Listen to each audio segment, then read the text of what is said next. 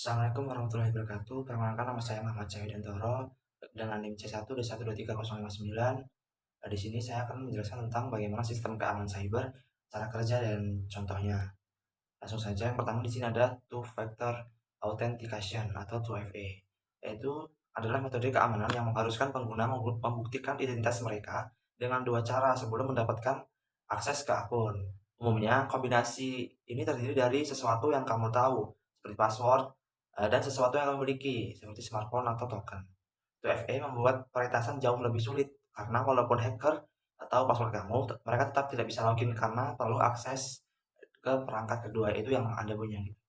Contohnya, misalnya saat login ke akun Google, kamu akan diminta untuk memasukkan password, lalu Google akan mengirimkan kode verifikasi ke HP kamu dan meminta konfirmasi ke aplikasi Google Authenticator.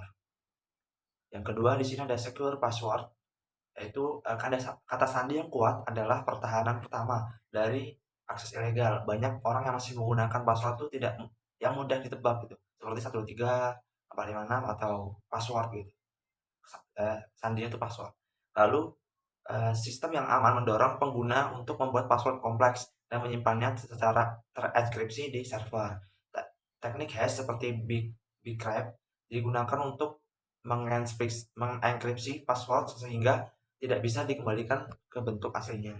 Contoh, misalnya alih-alih menggunakan nama atau tanggal lahir, gunakan password seperti S_YAHM4U underscore 2025 tanda seru. Nah, selain itu gunakan password manager seperti Bitwarden untuk menyimpan dengan aman.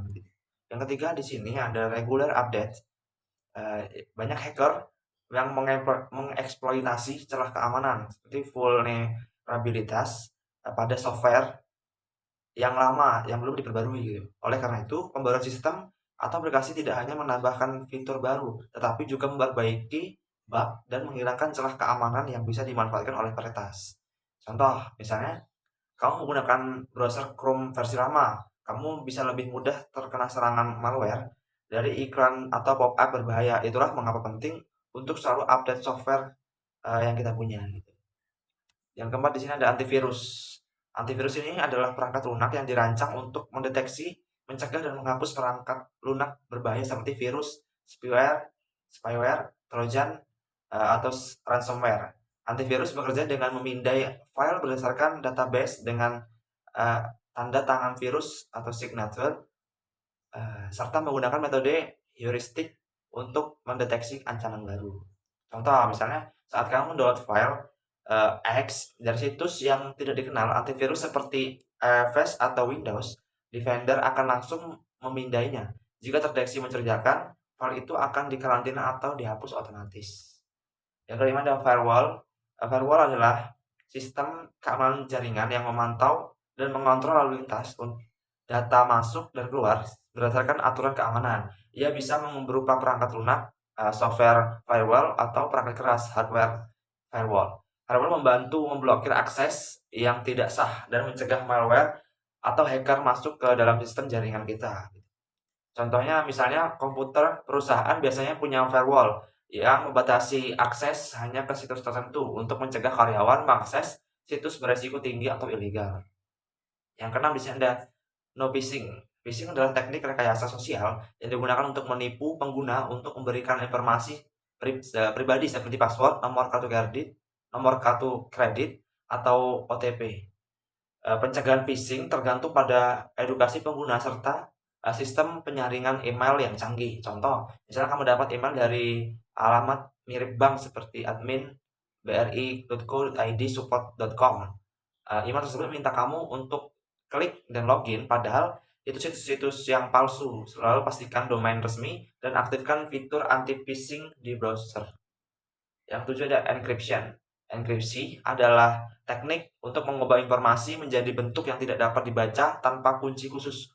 Dalam konteks digital, enkripsi ini melindungi data selama pengiriman atau in transit dan saat disimpan atau at rest. Dengan enkripsi, meskipun data dicegat, isinya tidak bisa dibaca oleh pihak yang tidak berwenang gitu. Contohnya, aplikasi WhatsApp menggunakan end-to-end encryption. Artinya pesan yang kamu kirim hanya bisa dibaca oleh penerima, bahkan WhatsApp tersendiri tidak bisa membacanya. Yang kedelapan ada secure DNS. DNS atau domain name system adalah sistem yang menerjemahkan nama domain seperti google.com ke alamat IP.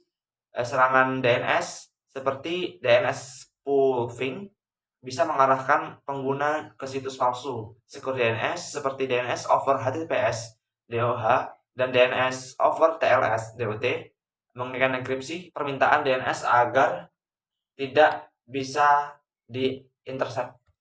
Contohnya, dengan mengaktifkan Cloudflare DNS 1.1.1 atau Google DNS 8.8.8.8, permintaan DNS kamu akan terenkripsi sehingga lebih aman dan penyadapan saat kamu browsing dan aman dari situ.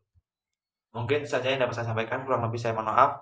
Selanjutnya saya wabillahi taufiq wal hidayah. Wassalamualaikum warahmatullahi wabarakatuh.